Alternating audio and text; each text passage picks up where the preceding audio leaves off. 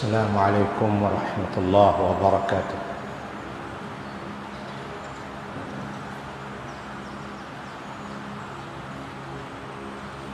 Bismillahirrahmanirrahim. Alhamdulillahi rabbil alamin. Wassalatu wassalamu ala ashrafil anbiya'i wa imamil mursalin, Sayyidina wa maulana Muhammadin wa ala alihi wa ashabihi ajma'in. Subhanaka la ilma lana illa ma 'allamtana innaka antal alimul hakim.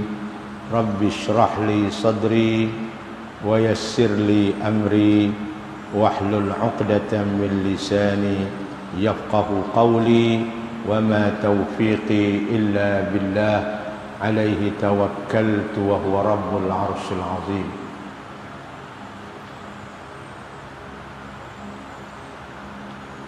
Tuan-tuan dan puan-puan jamaah yang dirahmati Allah sekalian, malam ni kita bertemu lagi di dalam siri bacaan hadis-hadis Nabi sallallahu alaihi wasallam di dalam kitab Riyadhus Salihin ini.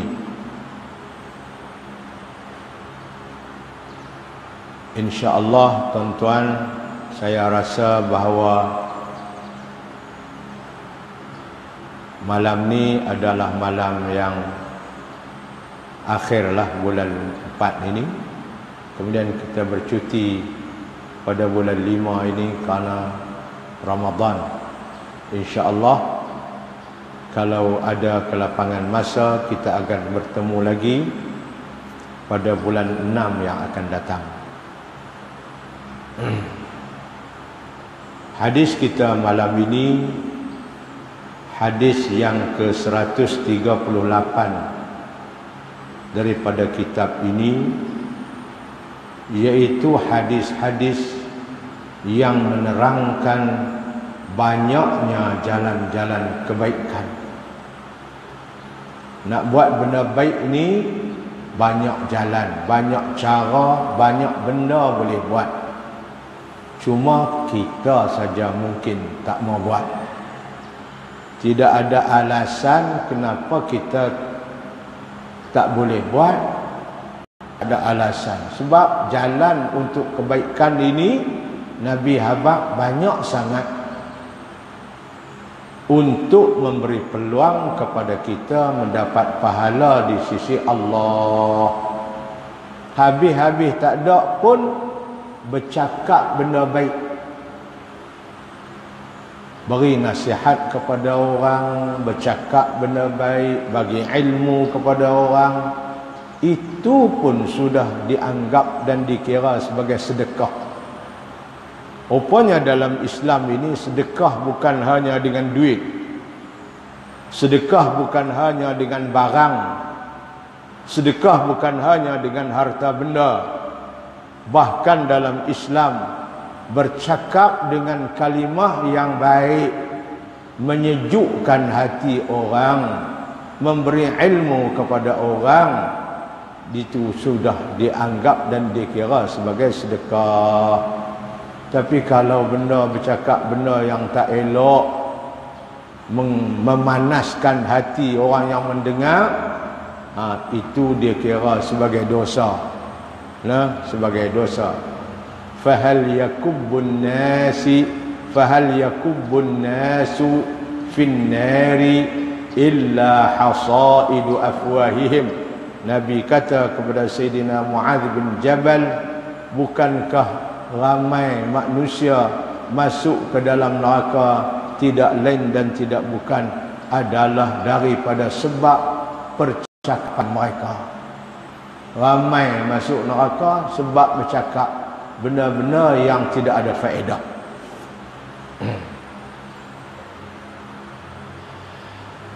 An Abil Mundhiri Ubay bin Ka'b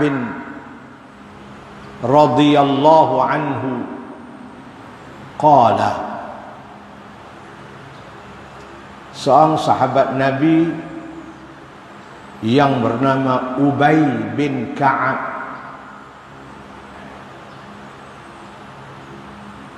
Ubay bin Ka'ab ini seorang penduduk Madinah dari kalangan orang-orang kabilah Khazraj. Kita tahu bahawa orang-orang Madinah yang menyambut kedatangan Nabi hijrah ada dua kabilah. Satu kabilah Khazraj, satu lagi kabilah Aus. Aus dengan Khazraj inilah orang yang menerima Nabi sallallahu alaihi wasallam, dan mereka telah memberi bantuan sebegitu hebat kepada Nabi dan kepada orang-orang yang berhijrah dengan Nabi ke Madinatul Munawwarah. Allah memuji mereka di dalam suratul Hasyr ayat 8. Allah berfirman, walladzina tabawwa'ud dara wal iman min qablihim yuhibbuna man hajara ilaihim wala yajiduna fi sudurihim hajatan mimma utu wa yu'thiruna ala anfusihim walau kana bihim khasasah wa man yuqa syuhha nafsihi fa ulaika humul muflihun. Allah puji orang-orang Madinah ini yang menyambut kedatangan orang-orang muhajirin daripada Mekah, khususnya Nabi Muhammad sallallahu alaihi wasallam. Allah pada tahun 11 setelah Nabi dilantik menjadi Rasul, Nabi tak hijrah lagi. Nabi hijrah setelah 13 tahun. Nabi dilantik menjadi Rasul. Pada tahun 11 sebelum Nabi hijrah 2 tahun, datang rombongan daripada Madinah mengerjakan ibadat haji seramai yang mai berjumpa dengan Nabi seramai 12 orang mula-mula. Mai minta bagi taat setia pada Nabi, masuk Islam pada Nabi, minta supaya Nabi dapat hijrah pergi ke Madinah untuk mereka beri bantuan kepada Nabi. 12 orang berjumpa Nabi tempat melontak Jamratul Aqabah itu. Ini pada tahun 11 setelah Nabi dilantik menjadi Rasul, sebelum Nabi hijrah 2 tahun. Dia pamai 12 orang, habis puak 12 orang ni balik, Nabi hantar seorang sahabat namanya Mus'ab ibnu Umair pergi sama mereka ke Madinah, ajak mereka tentang hukum hakam Islam. Tahun depan mereka mai lagi 72 orang. Dalam ramai-ramai 72 orang itu ada orang perempuan 2 orang. Mai mereka masuk Islam dan mereka bagi taat setia kepada Nabi. Kawan perawi hadis kita malam ni, Ubay bin Ka'ab ni, dia mai hak kumpulan yang kedua ni, yang 72 orang ni, dia termasuk sama dengan mereka. Dia daripada Madinah. Kemudian setelah dia masuk Islam, dia menghadiri semua peperangan Nabi. Badarnya, Uhudnya, Khandaqnya, macam-macam semua. Dia menyertai dengan Nabi di dalam peperangan Nabi sallallahu alaihi wasallam. Ini Ubay bin Ka'ab namanya. Allah.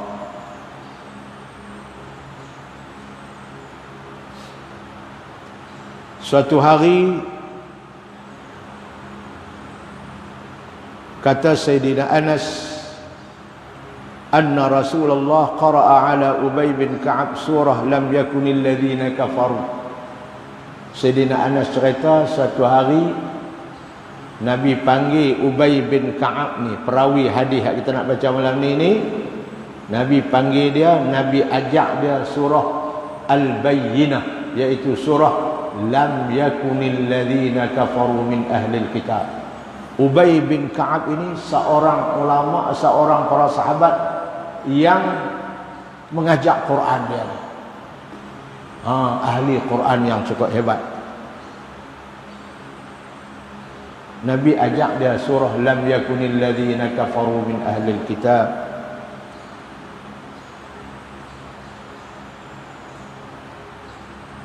Kemudian Nabi habaq kat dia, wahai Ubay bin Ka'ab, amaranillahu an aqra'a alaika, Allah Subhanahu wa taala memerintah aku supaya aku mengajak Quran kepada kamu. Itu dia punya hebat dia. Nabi ajak dia Quran, antara yang Anas cerita, Nabi ajak surah lam yakunil ladzina kafaru. Itu perawi hadis kita malam ni, seorang sahabat yang daripadanya lah umat ini menerima Al-Quran daripada Nabi sallallahu alaihi wasallam. Dia dikenal para sahabat sebagai orang yang mengajak Quran kepada umat Muhammad sallallahu alaihi wasallam. Allah.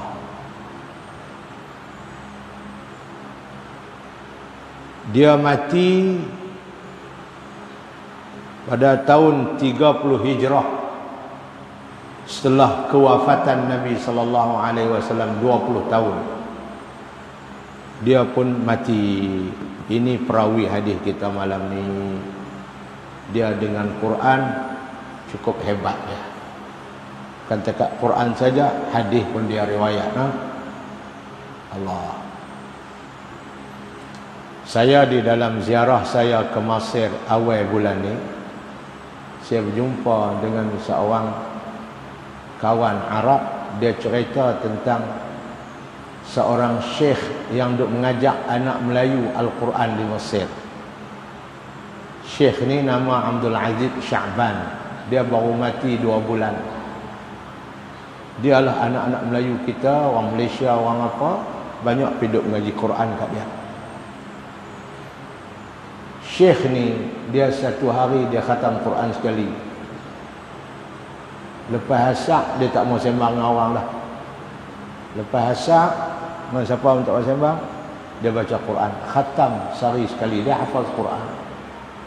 Arab ni ajak saya pergi tengok kubur dia. Saya pergi ziarah lah kubur dia. Saya pun bukan kenal Arab ni. Saya berjumpa di satu pusat pengajian. Dia kata, Syekh, mai pergi ziarah kubur Syekh Quran. Saya pun pergi ziarah. Ni orang ahli Quran. Dia baru mati 2 bulan, tuan-tuan. Dia baik dengan anak-anak Melayu. Syekh Abdul Aziz Sya'ban. Satu hari budak Melayu habaq, satu hari dia khatam Quran sekali. Tuan-tuan boleh, tuan-tuan? Baca sejuih pun tak boleh. Dengan kata nak khatam 30 juz sehari.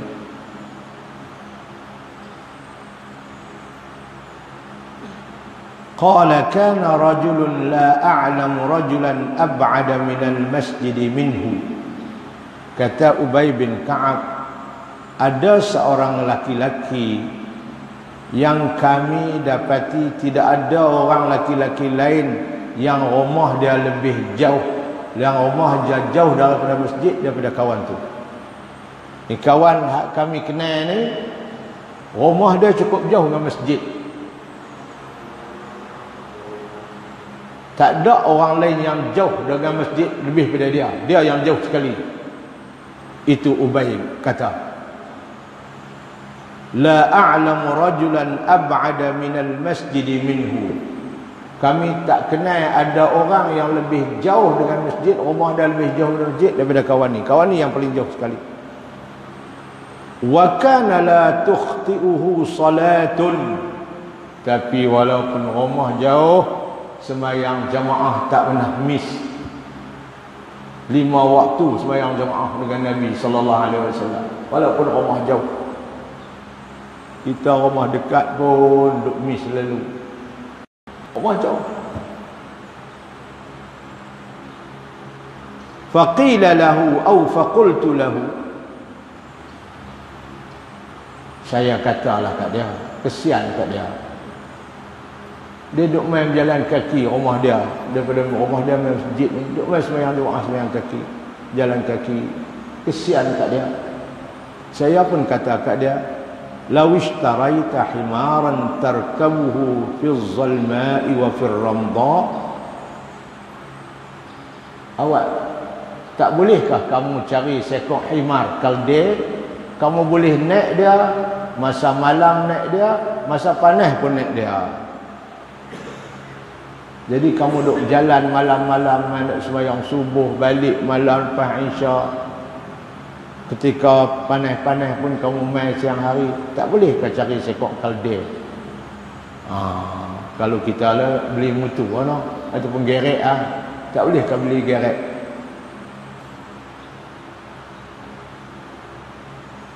Dia jawab apa tuan-tuan? Kawan ni jawab apa? Dah orang cadang suruh dia beli himar, dia jawab, "Faqala ma yasurruni anna manzili ila jambil masjidi." Aku tidak syok, aku tak nak rumah aku duduk tepi masjid, aku tak mau. Aku syok rumah aku ni jauh daripada masjid. Pasal apa? Inni urida an yuktabali mamsyaya ilal masjid wa ruju'i idza raja'tu ila ahli. Karena saya nak setiap kali saya berjalan kaki daripada rumah saya mai masjid, Allah tulis pahala untuk saya, dan saya balik daripada masjid ke rumah saya kepada ahli keluarga saya pun Allah akan tulis pahala untuk saya. Tu yang saya nak. Tapi kalau rumah saya tepi masjid, tak ada lah pahala berjalan kaki untuk ke masjid, balik masjid. Ataupun kalau saya beli kalde himar, naik dia, tak ada lah pahala saya berjalan. Oi, dia belin pada kita, belin berfikir daripada kita. Dia duk kira berjalan ke masjid tu, kata satu langkah Allah bagi 10 pahala, Allah gugurkan dosa. Banyak mana? Hampa duk cadang suruh aku cari himar, cari kalde. Aku nak buat kat apa? Aku kalau boleh pindah duduk kat masjid, aku tak mau. Aku nak jauh rumah aku masjid. Aku berjalan mai, Allah bagi pahala. Aku patah balik, Allah bagi pahala. Setiap langkah aku bagi pahala. Allah. Tambah baca doa hak kita baca bagi hari tu. Hak kita tak hafal je lah. Lagi pahala banyak no. Tak hafal lagi doa tu. Allahumma bihaqqis sa'ilina 'alaika wa bihaqqi ar-raghibina ilaika wa bihaqqi man syaya hadha ilaik fa inni lam akhruj ashran wala bataran wala riya'an wala sum'atan bal kharajtu ittiqa'a sakhatik wa ibtigha'a mardatik fa as'aluka an tunqidhani minan nar wa an taghfira li dhunubi fa innahu la yaghfiru dhunuba illa anta. Setiap kali berjalan masjid boleh duk baca doa tu. Nabi ajak. Aku tak suka rumah aku, kalau orang nak bagi tanah buat masjid, aku tak mau. Aku mau rumah aku jauh. Sebab apa? Setiap kali langkah aku berjalan ke masjid, aku dapat pahala. Setiap langkah aku balik ke masjid pun aku dapat pahala. Semua makhluk-makhluk Allah yang lalu, batu lah, pokok apa lalu kot tu, semua akan jadi saksi di depan Allah di akhirat kelak. Kata kita ni berjalan mai ke masjid. Tu batu lah apa kat tepi jalan tu. Jumpa kucing kat tepi, semua dia jadi saksi tuan-tuan. Tak boleh jadi saksi manusia ya. Dia ni tak ingat. Tapi batu makhluk. Sebab itu Nabi kata, kalau boleh balik kot jalan lain. Mai kot jalan lain, balik kot jalan lain. Pasal makhluk yang ada kot dua jalan tu semua akan jadi saksi di depan Allah. Kata, kita ni duk jalan mai ke masjid ya. Faqala Rasulullah sallallahu alaihi wasallam. Nabi apabila dia dengar berita ni, apabila Nabi dengar kawan ni kata lagu tu, Nabi kata kat dia apa? Qad jama'a Allahu laka dzalika kullahu. Wahai si fulan, sungguhnya Allah telah himpun semua pahala. Pahala mai, pahala balik kat kamu semua sekali. Apa yang kamu harap, nak pahala berjalan kaki mai, berjalan kaki balik tu semua Allah dah bagi kat kamu.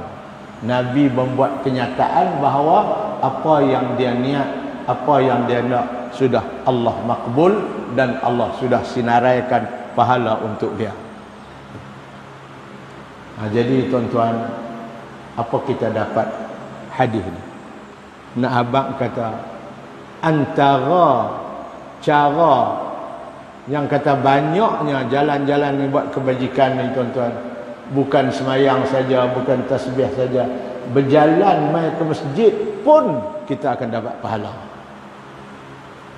Balik daripada masjid ke rumah pun kita dapat pahala. Bukan baca tasbih, bukan baca doa, bukan baca Quran. Nak abang kata perjalanan kita dari rumah ke masjid akan dikira pahala oleh Allah Subhanahu wa taala. Jadi Nabi pun sokonglah kawan ni, dia tak mau beli kenderaan dan dia tak mau duduk tepi masjid sebab berjalan ke masjid adalah suatu jenis ibadat yang boleh dilakukan.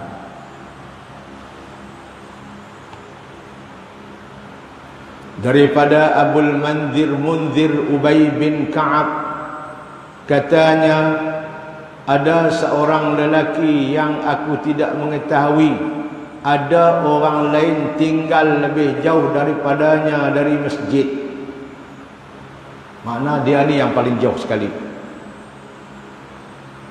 Orang itu tidak pernah tertinggal daripada semayang berjemaah walaupun rumah dia jauh dari masjid. Allah, ni pun tuan-tuan, hei, tak tahulah.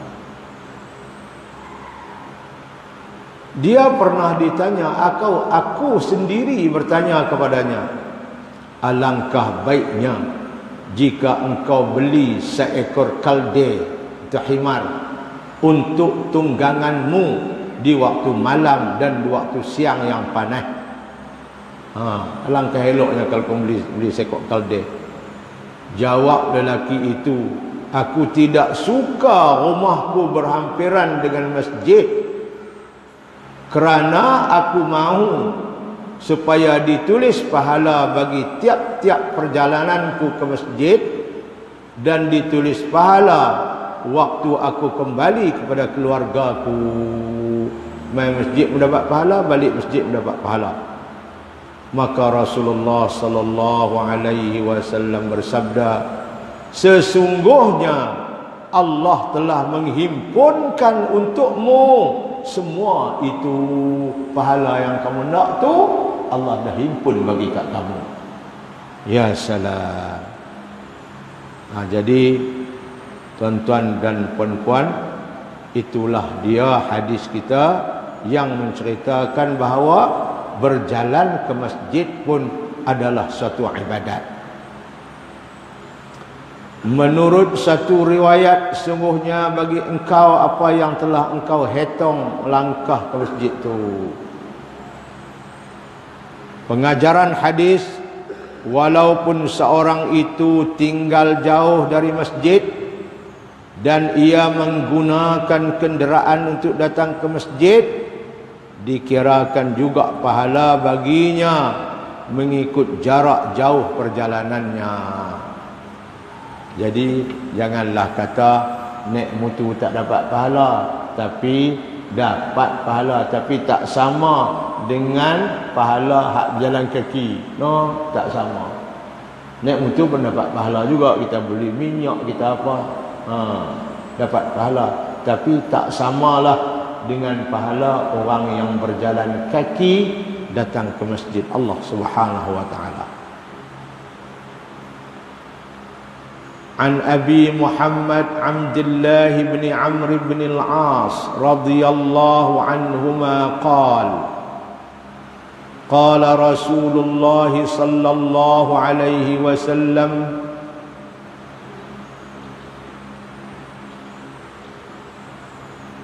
arba'una khaslatan a'laha mani'atul anzi ma min 'amilin ya'malu bi khaslatin minha raja'a thawabaha wa tasdiqa maw'udiha illa adkhalahu Allahu bihal jannah. Ni Sayyidina Abdullah bin Amr bin al-As pula meriwayat hadis daripada Nabi. Nak abang kata amalan-amalan kebajikan ni banyak sangat. Nabi sebut di sini ada 40 jenis amalan kebajikan. Abdullah bin Amr bin al-As ini dia seorang sahabat. Ketika Nabi hijrah, umur dia baru 7 tahun. Dia anak seorang sahabat Nabi, yaitu Amr bin al-As, seorang pahlawan tentera Islam yang ditugas oleh Sayyidina Umar bin Khattab ketika dia jadi khalifah supaya pergi buka negeri Mesir. Ayah perawi ini nama Abdullah. Ayah dia nama Amr bin al-As tu, dialah yang pergi buka negeri Mesir dan mengislamkan orang Mesir zaman pemerintahan Sayyidina Umar bin Khattab. Dia mula-mula pergi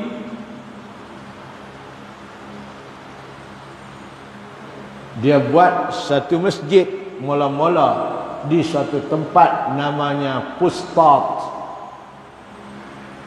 Ini masjid yang mula-mula sekali di bumi Mesir, didirikan zaman Sayyidina Umar bin Khattab oleh pahlawan Islam yang bernama Amr bin al-As. Saya pergi baru ni, saya melawat masjid yang tertua ini. Dekat gambar besar di Fustat. Dia tak berapa jauh juga daripada masjid kubur makam Imam Syafi'i, tak apa jauh. Anak dia perawi hadis ni, Abdullah ni, dia pun pergi ke Mesir, duduk di Mesir, mati di Mesir, dan kuburnya adalah di Mesir. Saya pun pergi ziarah kubur dia baru ni. Berkembang dengan masjid ayah dia. Ni perawi hadis kita. Dia ini pun kuat baca Quran. Para sahabat kenal dia ni kathirul ibadah, kuat beribadat, kuat baca Quran dia ni, dan kuat membuat amal-amal kebajikan lain. Ini di antaranya disebut talaul Quran, orang yang kuat membaca Quran.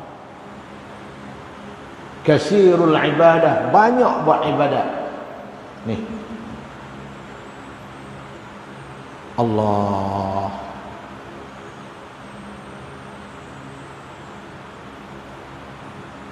Dia riwayat hadis, dia kata apa? Abu Hurairah radhiyallahu anhu kata, akulah para sahabat yang banyak riwayat hadis Nabi. Tak ada siapa yang banyak macam aku kecuali Abdullah ni. Abdullah ni banyak dia riwayat hadis daripada Nabi, lebih daripada aku. Pasal apa? Aku tak erti tulis, aku hafal saja. Apa yang Nabi baca aku hafal. Tapi dia ni hafal apa hafal, tulis pun pandai. Sebab tu dia banyak riwayat hadis Nabi daripada aku.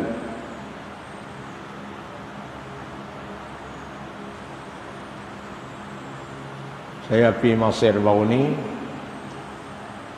saya hadirlah majlis tok guru saya, umur kat 90 tahun lah.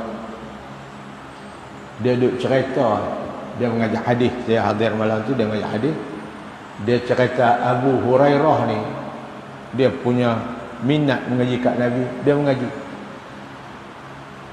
Orang lain banyak juga yang kadang tak pi, dia duk pi. Padahal Abu Hurairah ni dia masuk Islam lebih kurang 3 tahun lebih Nabi wafat. Dia dan mengaji kat Nabi dalam 3 tahun lebih saja. Abu Hurairah yang bernama Abdurrahman bin Sakhrin ni.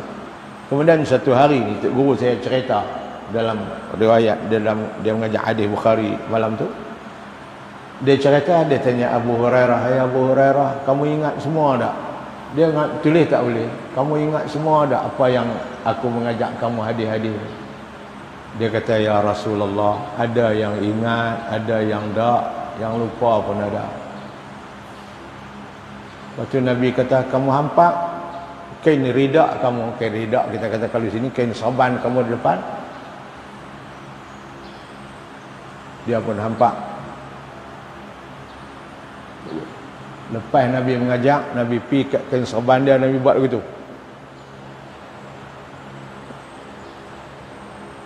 Berapa kali Nabi buat tu? 3 kali kot. Macam Nabi ambil benda, tauklah kain serban dia.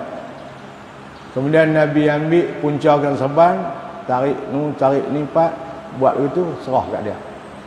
Dia pun buat balik. Dia habaq. Lepas Nabi buat begitu, dia mengaji kat Nabi, satu hadis pun dia tak lupa. Macam Nabi ambil bubuh tu Rasulullah, mukjizat Nabi. Sebab itu Abu Hurairah ni, dia riwayat hadis dan dia hafal hadis daripada Nabi 5,760 lebih. 5,000 hadis Nabi dia hafal. Dia tak lupa. Pasal apa? Nabi buat begitu. Buhlah kain serban dia, jentum begitu, terus dia buat balik. Dia kata lepas tu saya tak lupa dah apa yang Rasulullah ajak saya.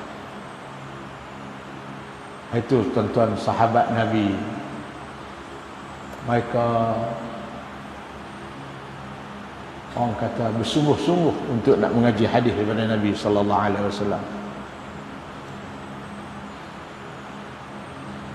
Saya pi majlis tok guru saya ni, tak apa ramai juga orang Arab duduk ngaji.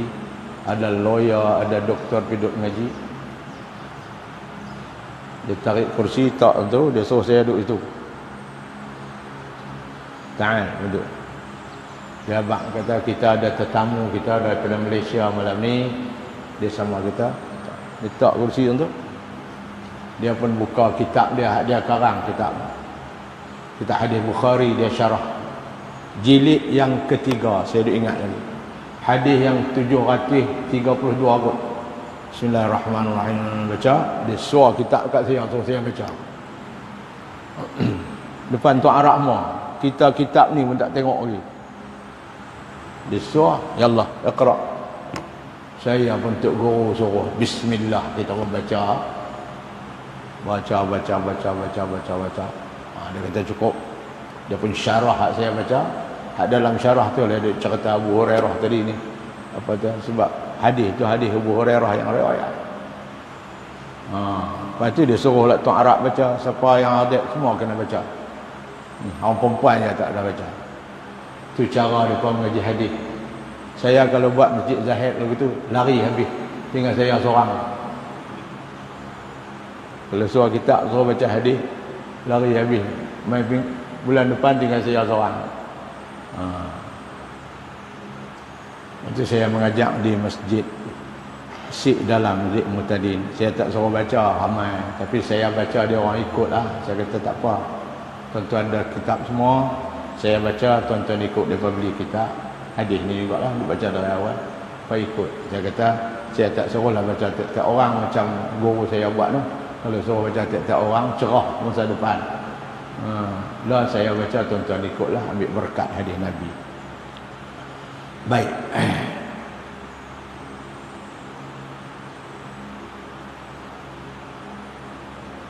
Qala Rasulullah sallallahu alaihi wasallam 40 khaslatan, 40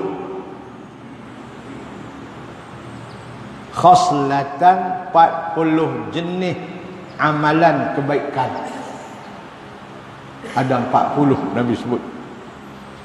A'laha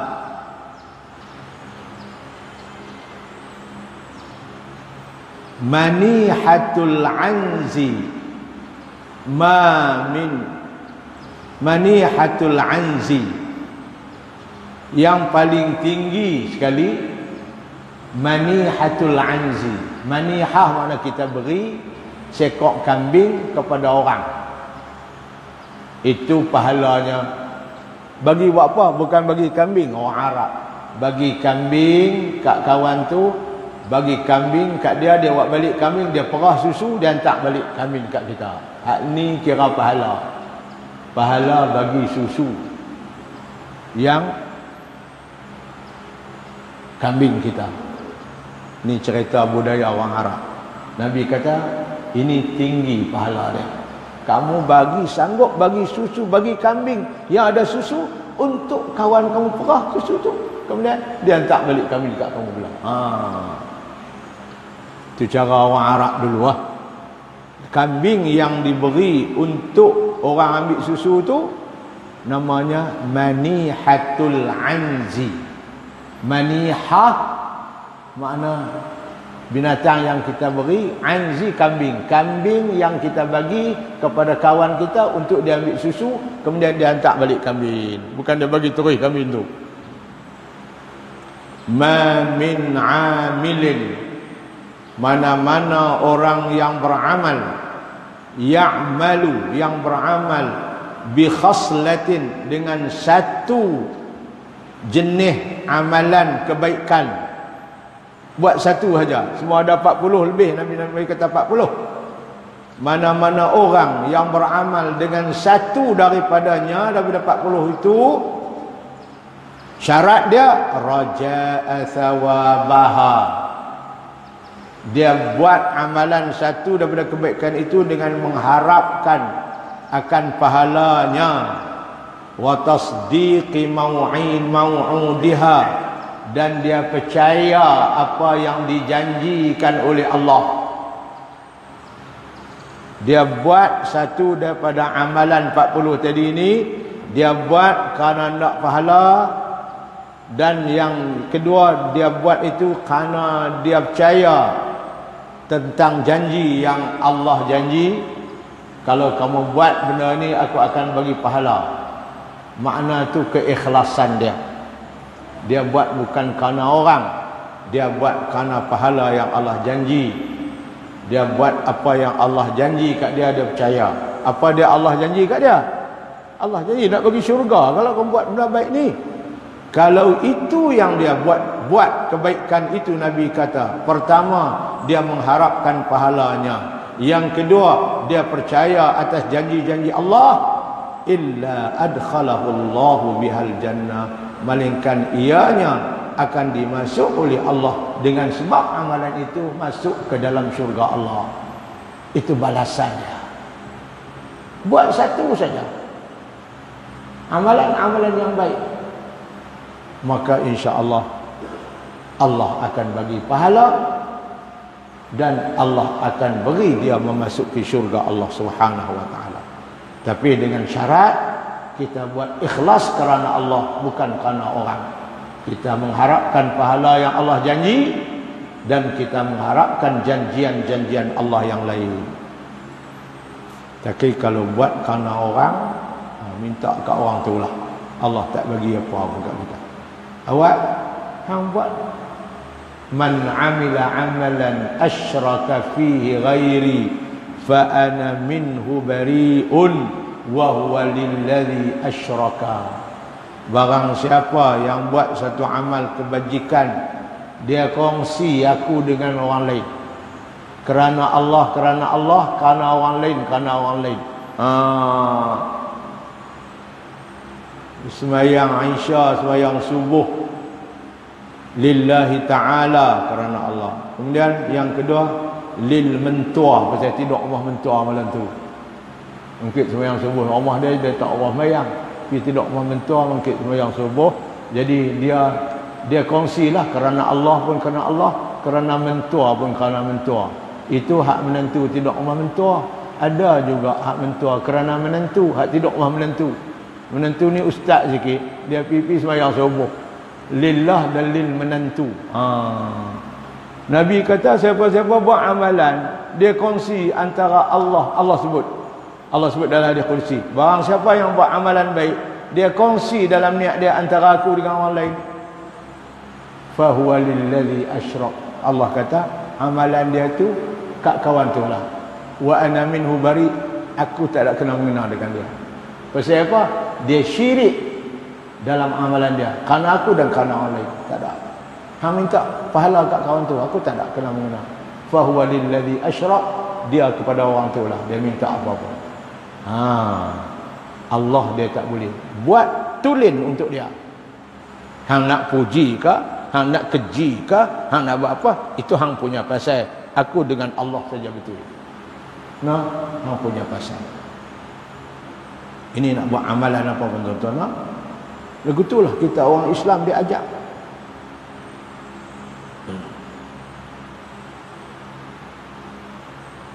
Jadi kalau dia buat amalan, dia mengharapkan pahala dari Allah, dia mengharapkan keredaan Allah, dia harapkan apa yang Allah janji, Allah akan masukkan dia ke dalam syurga. Daripada Abu Muhammad Abdullah bin Amr dan Ibn Al-As radhiyallahu anhuma katanya, Rasulullah sallallahu alaihi wasallam bersabda, ada 40 perkara kebaikan yang amat tinggi derajatnya, ialah memberi pinjam kambing betina untuk diminum susunya. Payahlah tuan-tuan, oi. Bela kambing, cang elok susu, pergi bagi kat kawan, ambil susu. Kawan tu perah-perah sampai kempih, hentak balik mai kat kita. Tak ada kaki. Tak ada kaki, tuan-tuan, tak ada kaki. Allah.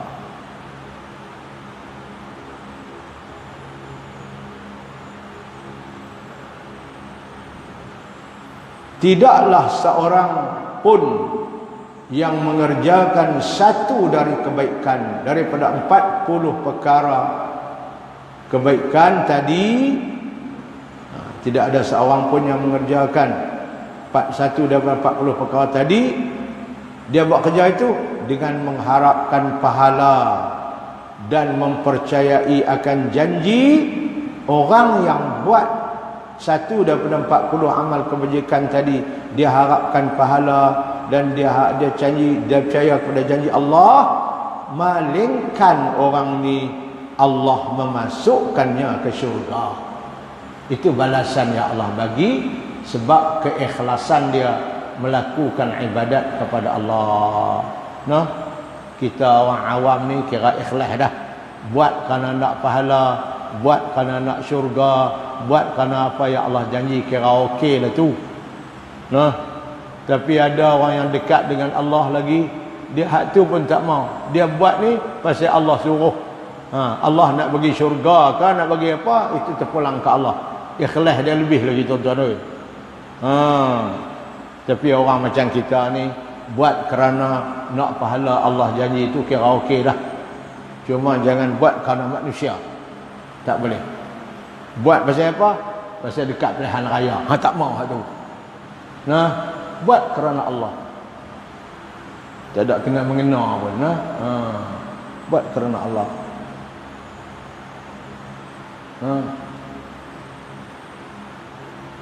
Nampak main masjid dah. Ni lah ni pasal apa? Dekat nak ceramah dah calon. Tak mau. Buat kerana pilihan raya tak mau. Buat kerana Allah. Tu kira ikhlas lah tu. Jangan buat kerana orang. Saya tidak kena mengenal, tapi sembang pergi lah kat raya ni. Lalu mai tak saat ni tengok tak sana ada pembuh bendera. Nak lalu pun payah. Allah.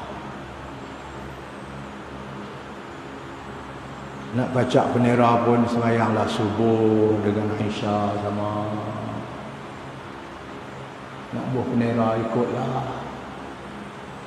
Nak buah bendera apa pun kita pun.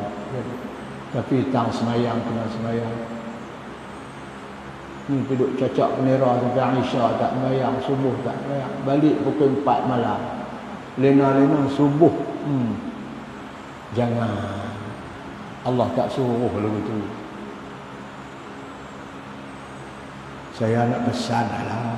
Dengar, tak dengar sudah. Saya ada ni. Buat kerana Allah.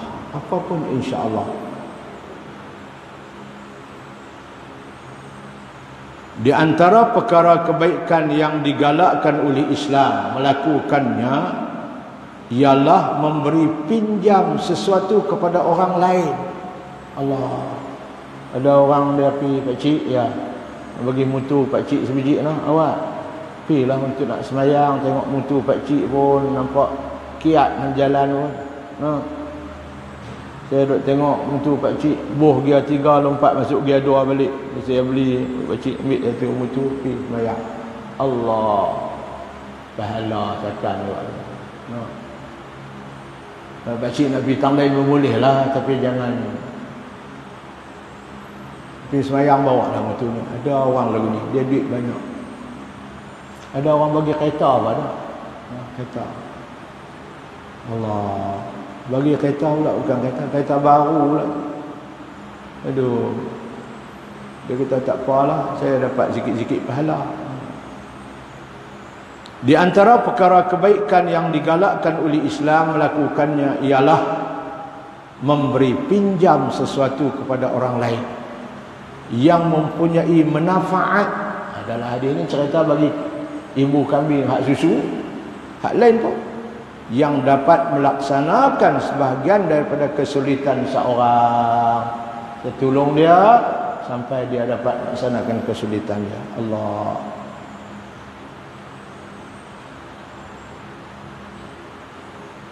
Masya Allah, tuan-tuan, Masya Allah.